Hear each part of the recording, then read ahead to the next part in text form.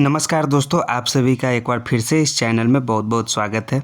तो आज के इस वीडियो में हम लोग डिस्कस करने वाले हैं बिहार एसएससी यानी बिहार कर्मचारी चयन आयोग, जिसका एसएसओ ऑब्लिक बीएसओ यानी अवर सांख्यिकी पदाधिकारी एवं प्रखंड सांख्यिकी पदाधिकारी के लिए टेस्ट सीरीज को, जो कि रुक्मणी पब्लिकेशन का है। तो इस वीडियो में हम लोग सेट नंबर 2 को कवर करेंगे, जो कि एसएसओ ऑब्लिक बीएसओ के लिए काफ़ी इम्पोर्टेंट होने वाला है। तो इसमें देखिए टोटल इसमें जैसा कि 16 सेट्स दिए गए हैं। तो सेट नंबर 1 को हम लोग पिछले वाले वीडियो में कवर कर चुके हैं। तो आप हमारे चैनल को विजिट कीजिए, वहां से आप सेट नंबर 1 को प्राप्त कर सकते हैं, क्योंकि ये जो सभी 16 सेट हैं आपको बीएसओ और एसएसओ के लिए काफ़ी इंपॉर्टेंट है। हर एक एग्जाम में टेस्ट सीरीज का अपना अलग ही इंपॉर्टेंस होता है। तो चलिए, आपका जो यह है पाठ्यक्रम जो है इस सेट्स का, उसका है समान अध्ययन, समाज विज्ञान एवं गणित एवं मानसिक क्षमता जाँच। इन तीनों से संबंधित आपके 150 प्रश्न होंगे। तो फटाफट दोस्तों चैनल को सब्सक्राइब कर दीजिए, दोस्तों को भी शेयर कर दीजिए इस वीडियो को, क्योंकि यह एग्जाम पॉइंट ऑफ व्यू से काफ़ी इंपॉर्टेंट होने वाला है यह प्रैक्टिस सेट। तो चलिए, test series for BSCC SSO BSO exam के लिए सेट नंबर 2 आपका अब स्टार्ट होता है। तो एक बात और बता देता हूँ कि जो भी सेट में आपको मैथ और रीजनिंग के प्रश्न होंगे आपको खुद सॉल्व करना होगा। हम इसका पीडीएफ जो है टेलीग्राम के माध्यम से आपको इसका दे देंगे। टेलीग्राम का जो लिंक है वो डिस्क्रिप्शन में दिया हुआ होगा, वहाँ से आप प्राप्त कर सकते हैं। जो भी आपके समान अध्ययन के प्रश्न होंगे उसको हम लोग सिर्फ सॉल्व करने वाले हैं। तो चलिए, इसको सेट को और थोड़ा छोटा कर लेते हैं। तो आपको ये वीडियो को पॉज करके बनाना होगा तो बना सकते हैं, नहीं तो आप सेट जो है आपका, ये सेट का जो लिंक है आपको टेलीग्राम के माध्यम से मिल जाएगा। तो चलिए, आपका 9वां नंबर का जो प्रश्न है वो समान अध्ययन से संबंधित प्रश्न है। कि 9वां नंबर है, पहला आपका प्रश्न हो गया इसका समान अध्ययन का 9वां नंबर, कि इंटरप्रेटर ऑफ मेलोडीज किसके द्वारा लिखी गई लघु कथाओं का एक संग्रह है। तो यह बताइए, फटाफट कमेंट में आंसर दीजिए दोस्तों। तो यह जो लिखा गया है यह झुप्पा लाहिड़ी द्वारा लिखी गई लघु कथाओं का एक संग्रह है, interpreter of melodies. So option number C 9 का करेक्ट आंसर हो जाएगा। और ये जो शोभा डे हैं, इनके द्वारा जो लिखी गई पुस्तकें या उपन्यास है उसका नाम है एक सितारों की रातें, सेल्ट्री डेज, सेकेंड थॉट्स। ये सभी जो है शोभा डे की लिखी गई पुस्तकें हैं। और कमला भासीन द्वारा जो लिखा गया पुस्तक का नाम है मालू भालू। क्या? मालू भालू, जो कमला भासीन के द्वारा लिखा गया पुस्तक है। 10वां नंबर का प्रश्न है आपका कि बर्मा ब्रिटिश भारत से कब अलग हुआ था। तो बर्मा जो है ब्रिटिश भारत से जो अलग हुआ था 1935 ईस्वी में अलग हुआ था। 1935 ईस्वी, यानी ऑप्शन नंबर सी इसका करेक्ट आंसर होगा। और कुछ फैक्ट्स जान लीजिए कि बर्मा और अंग्रेज के बीच जो है 3 युद्ध हुआ था। कितना? 3 युद्ध। अंततः इसे लॉर्ड डफरिन के काल में मिला लिया गया था। जो था लॉर्ड डफरिन के काल में था, उसमें मिला लिया गया था। और बर्मा पर जो शासन है वो भारत शासन के साथ साथ होता था। नेक्स्ट है आपका 11 नंबर प्रश्न कि भारत में पहला अंग्रेजी समाचार पत्र कौन सा था। तो भारत में पहला अंग्रेजी समाचार पत्र जो था वो बंगाल गजट था। सो ऑप्शन नंबर ए इसका राइट आंसर हो जाएगा, 11 का ए। नेक्स्ट है आपका कि सभी 41 व्यक्ति, यानी कि ये आपका हो गया रीजनिंग का प्रश्न। तो रीजनिंग को आपको जैसा बताए हैं सॉल्व कीजिएगा खुद से। 13 नंबर है कि संविधान के अनुच्छेद 80 में निर्धारित राज्यसभाओं में सदस्यों की अधिकतम संख्या कितनी हो सकती है। तो अधिकतम संख्या जो है 250 हो सकती है राज्यसभाओं में सदस्यों की संख्या, अनुच्छेद 80 में निर्धारित किया गया है। सो ऑप्शन नंबर ए इसका करेक्ट आंसर हो जाएगा, 250। वर्तमान में कितनी संख्या है, फटाफट कमेंट में आंसर दीजिए। राज्यसभा में सदस्यों की संख्या वो है आपका 245 जो है वर्तमान में राज्यसभा के सदस्यों की संख्या है। इसमें जो है राष्ट्रपति द्वारा साहित्य, विज्ञान, कला और समाज सेवा के संबंध में विशेष ज्ञान रखने वाले जो है 12 सदस्य को मनोनीत किया जाता है। कितने? 12 सदस्य को मनोनीत किया जाता है और वर्तमान में 245 सदस्य हैं। और चलिए देखते हैं अब नेक्स्ट प्रश्न जो है आपका, वो है आपका 16 नंबर का प्रश्न, क्योंकि 14 और 15 नंबर का जो प्रश्न है आपके मैथ से संबंधित प्रश्न है। 16 नंबर है कि नोबेल पुरस्कार पाने वाले प्रथम भारतीय कौन थे। पहले भारतीय आपको बताना है नोबेल पुरस्कार पाने वाले, उनका नाम है रविन्द्रनाथ टैगोर। इनका जो पुस्तक है वो गीतांजलि पुस्तक के लिए इनको जो है पुरस्कार मिला था शांति का, साहित्य का नोबेल पुरस्कार। किसका? साहित्य का नोबेल पुरस्कार गीतांजलि पुस्तक के लिए। सो ऑप्शन नंबर ए इसका राइट आंसर हो जाएगा। और नोबेल पुरस्कार का जो है स्थापना हुआ था वो हुआ था 1901 ईस्वी में किया गया था। वो स्वीडन के वैज्ञानिक थे अल्फ्रेड बर्नहार्ड नोबेल के स्मरण में किया गया था। और नोबेल फाउंडेशन की स्थापना जो है 29 जून 1900 में की गई थी। और विश्व का पहला नोबेल शांति पुरस्कार 1901 ईस्वी में रेड क्रॉस के संस्थापक तथा फ्रेंच पीस सोसाइटी के संस्थापक को संयुक्त रूप से दिया गया था। और जो सीवी रमन है उनको जो है 1930 ईस्वी में जो है भौतिकी विज्ञान के क्षेत्र में नोबेल पुरस्कार मिला था। भारत के प्रसिद्ध भौतिक विज्ञानी हैं डॉक्टर सीवी रमन। नेक्स्ट है आपका 18 नंबर प्रश्न कि हीराकुंड बांध किस नदी पर निर्मित है?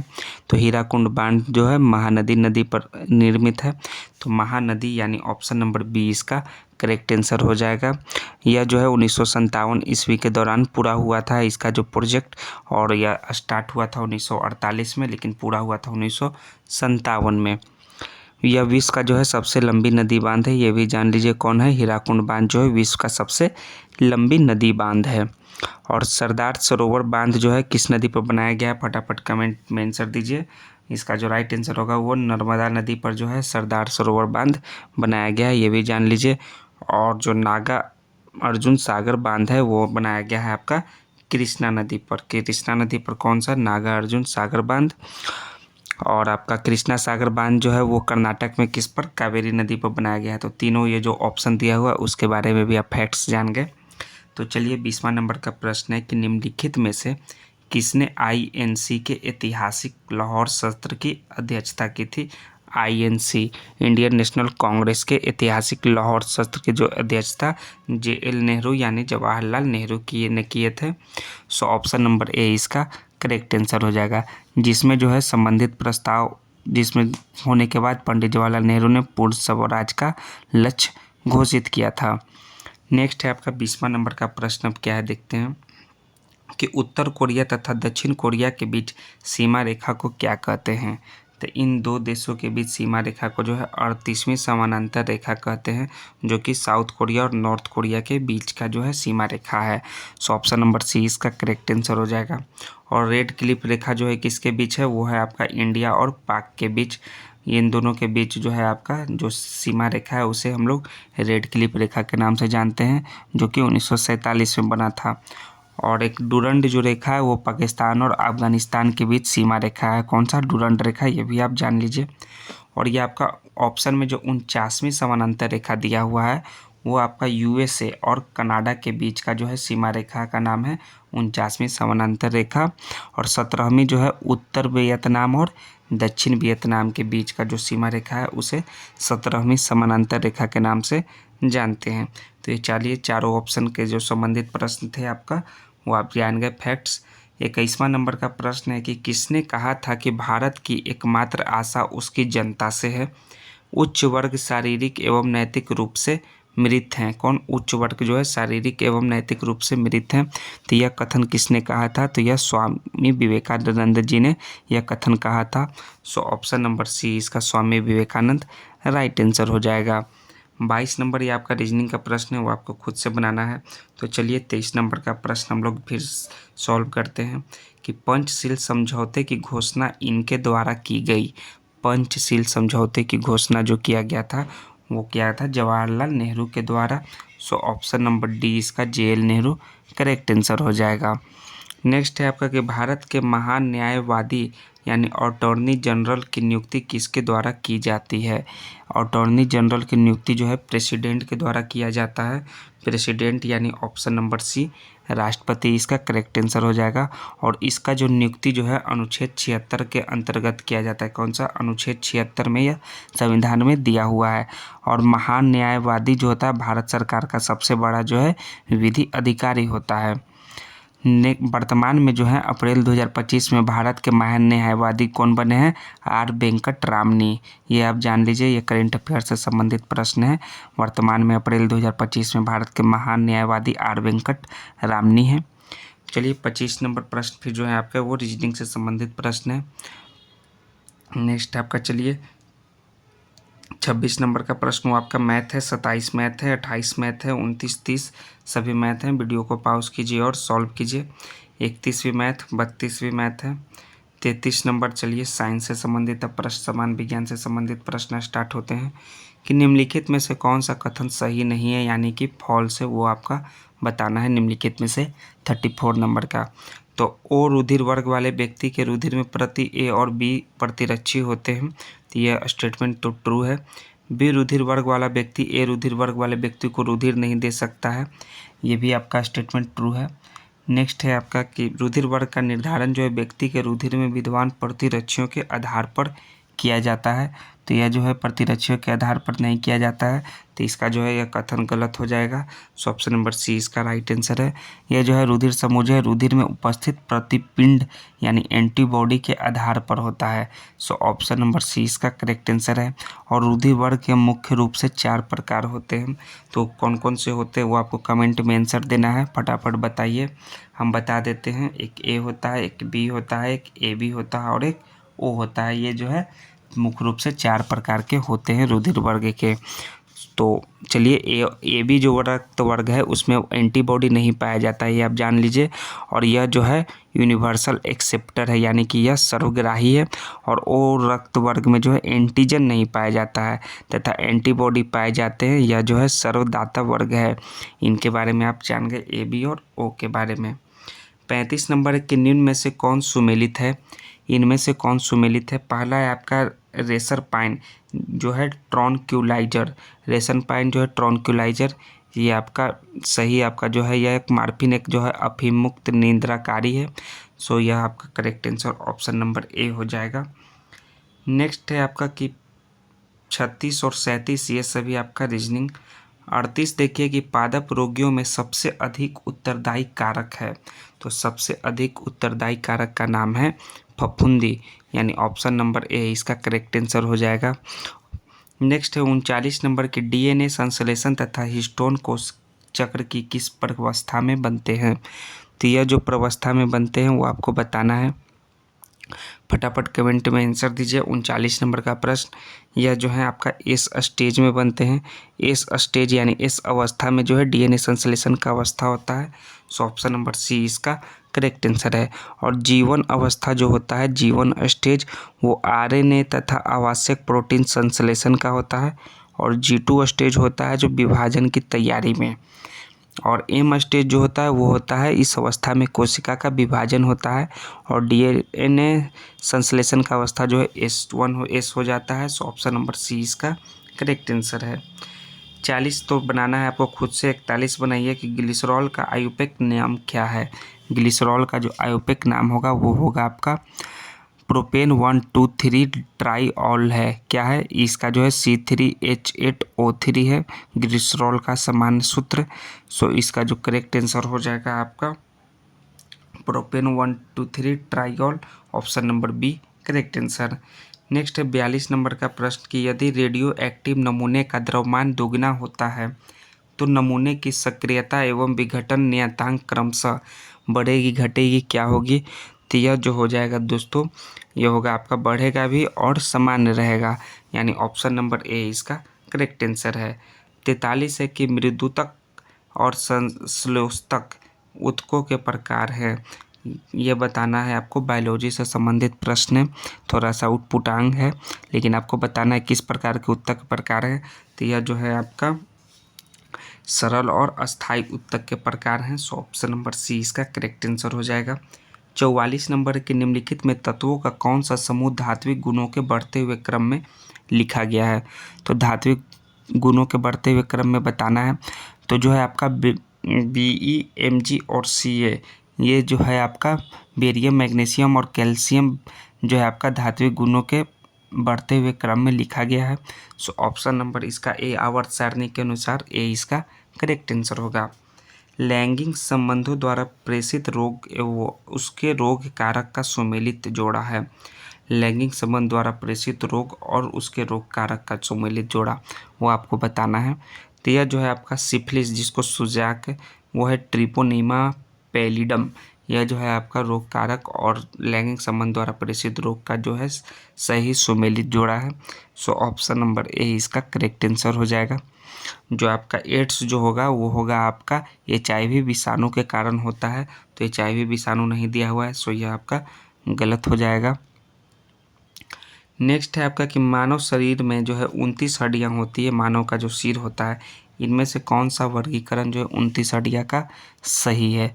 तो 29 हड्डियाँ का जो सही वर्गीकरण है आपका, माथा आपका 8 होता है, उसके बाद 14 होता है फेशियल, उसके बाद आपका 6 होता है कर्णस्थी और 1 होता है आपका होइंड भाग।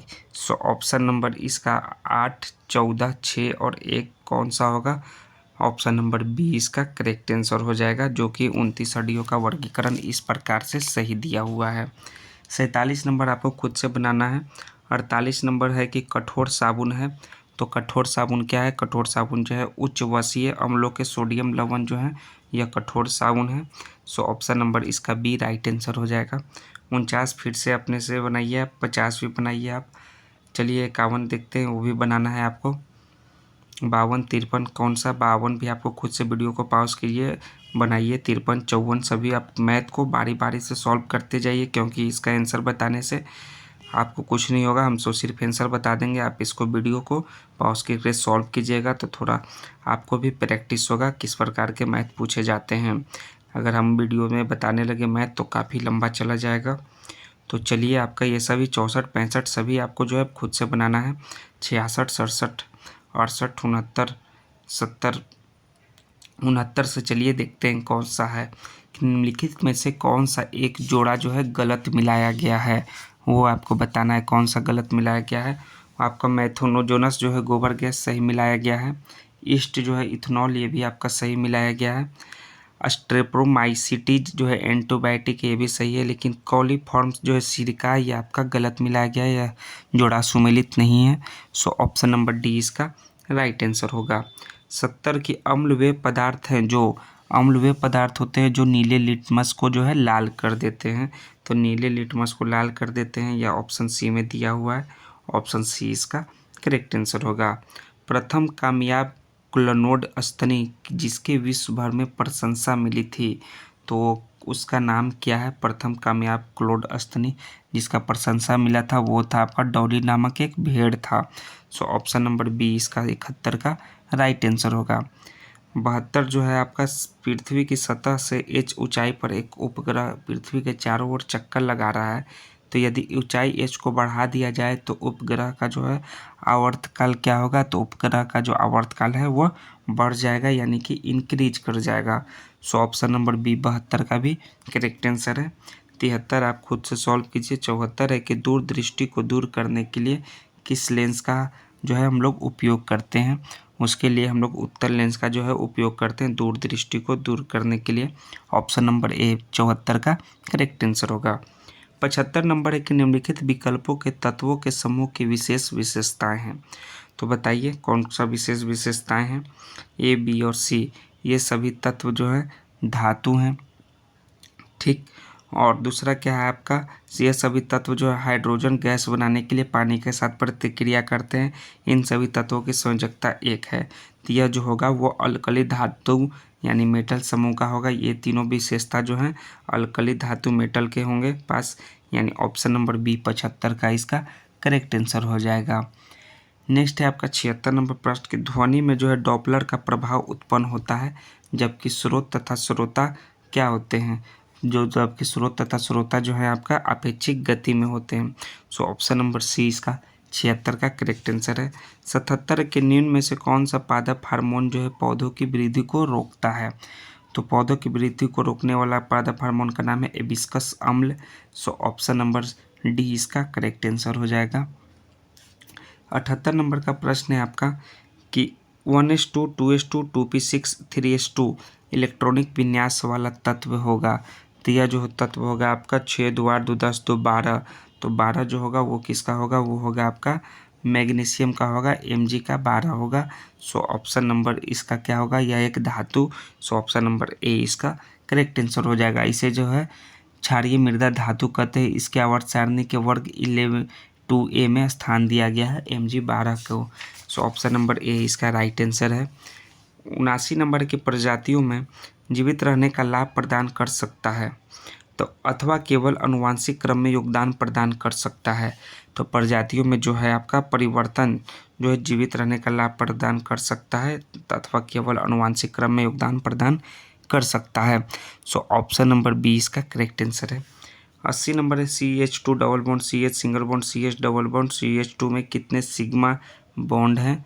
तो इसमें जो है टोटल आपके 9 सिग्मा बॉन्ड हैं। सो ऑप्शन नंबर सी इसका करेक्ट आंसर हो जाएगा। उस विकल्प का चयन करें अर्जेंटीना पेसो जापान। तो अर्जेंटीना पेसो तो जापान का जो हो जाएगा उसका जापान का मुद्रा का नाम है आपका एन ए इसका करेक्ट आंसर हो जाएगा आपका 81 का। 82 एक निम्नलिखित में से कौन से मिश्र धातु 4 घटकों से बनी होती है?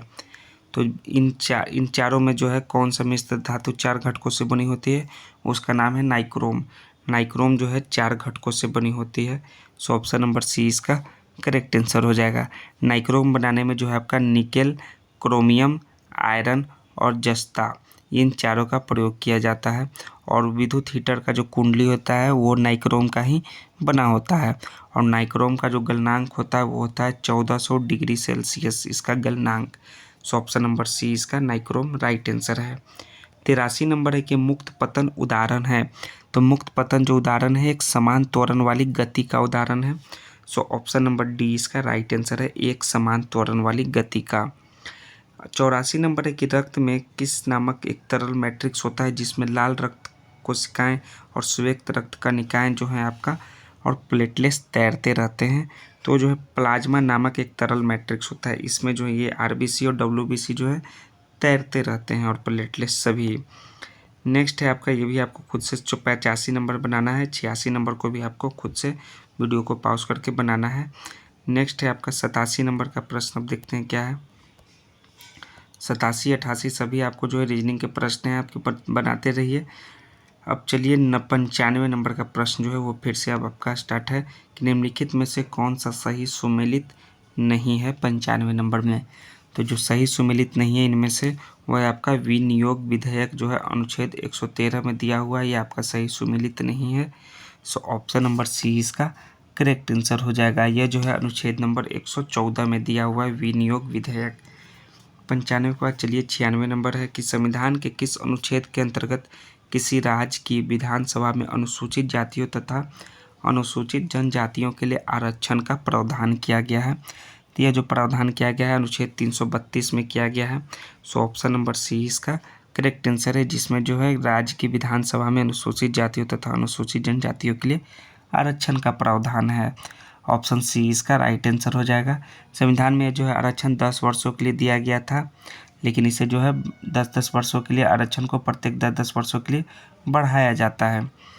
नेक्स्ट है अविश्वास प्रस्ताव के संदर्भ में निम्न में से कौन सा कथन सही है?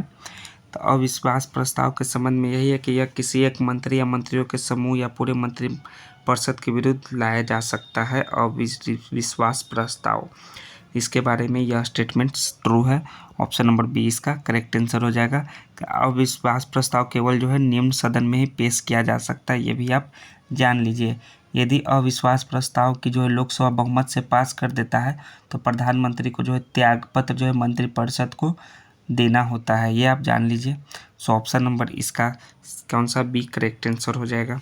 नेक्स्ट है 98 नंबर का प्रश्न कि निम्नलिखित में से किस संविधान संशोधन द्वारा सहकारी समितियों को संवैधानिक दर्जा एवं संरक्षण प्रदान किया गया? तो यह संविधान संशोधन 97वां था। 97वां यानी ऑप्शन नंबर सी इसका राइट आंसर हो जाएगा, जो कि 2011 में हुआ था। 99 है कि निम्नलिखित में से किस देश में 2026 के राष्ट्रमंडल खेल आयोजित किए जाएंगे? करेंट अफेयर से संबंधित प्रश्न है। तो राष्ट्रमंडल खेल जो है स्कॉटलैंड देश में जो है आयोजित किया जाएगा 2026 का। सो ऑप्शन नंबर 20 इसका करेक्ट आंसर है स्कॉटलैंड।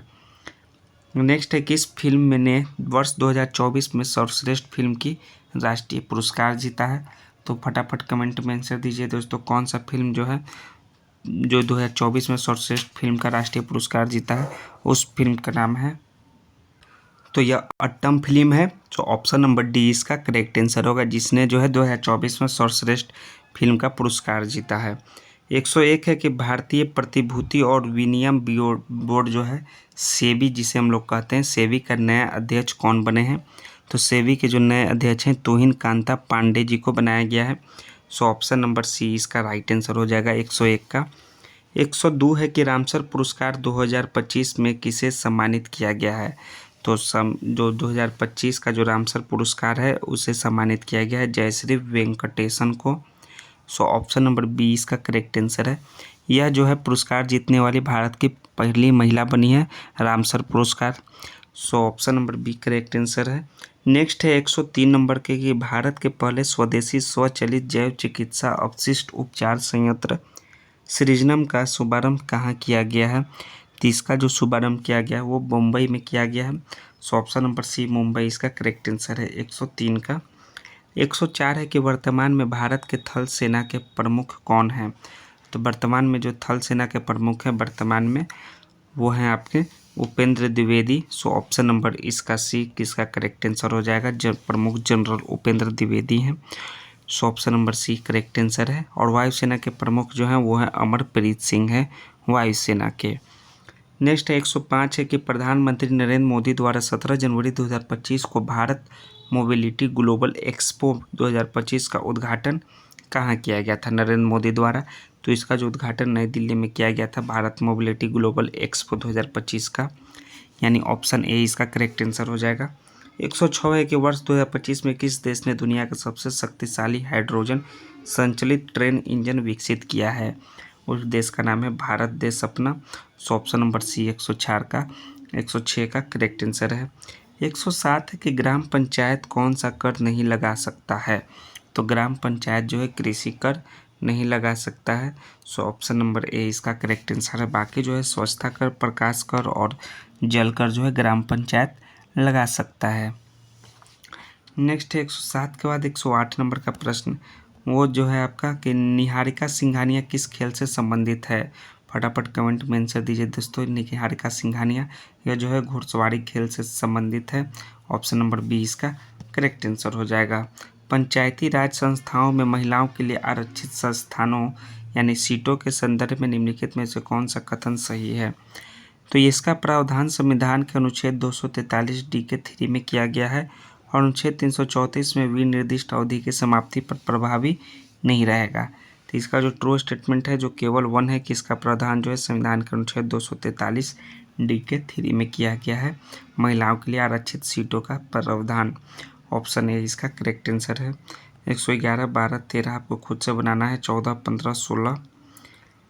नेक्स्ट है 17, 18 चलिए बनाते हैं कि सकल राष्ट्रीय उत्पाद का मूल्यांकन कैसे किया जाता है?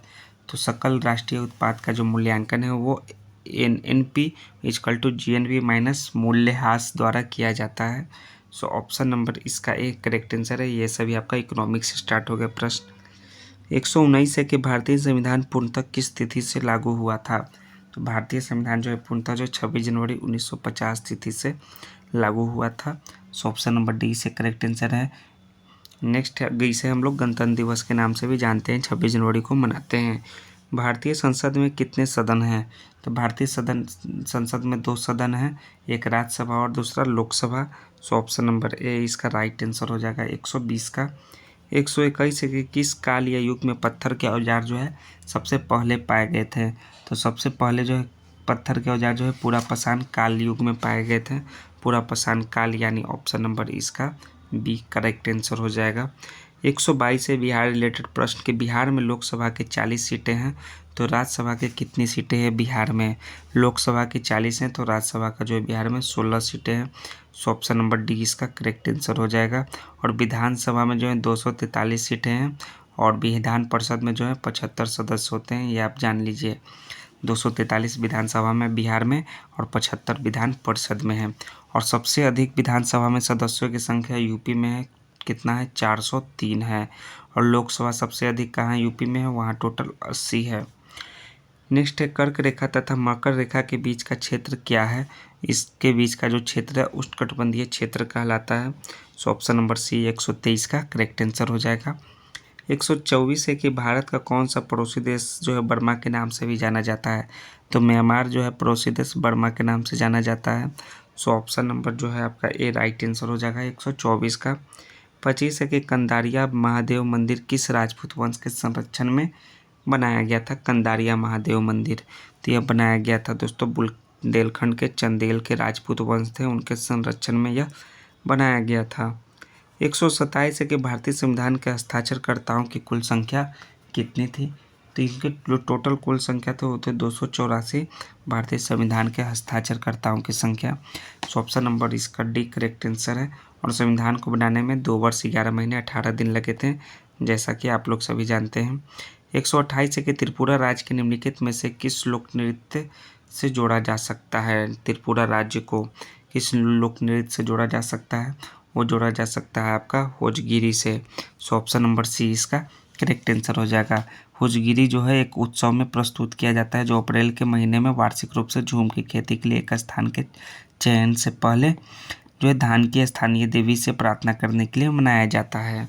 शशि थरूर का द ग्रेट इंडियन नोवेल निम्नलिखित में से किस भारतीय महाकाव्य पर आधारित है।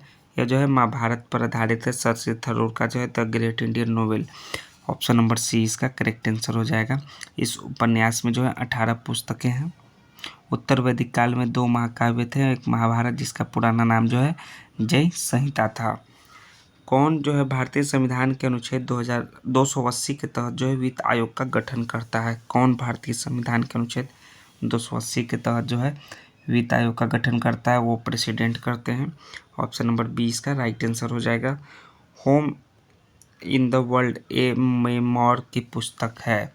तो यह जो है अमर्त्य सेन की पुस्तक है। होम इन द वर्ल्ड एक मेमोर, अमर्त्य सेन का पुस्तक। सो ऑप्शन नंबर 20 का करेक्ट आंसर है आपका 130 नंबर प्रश्न का।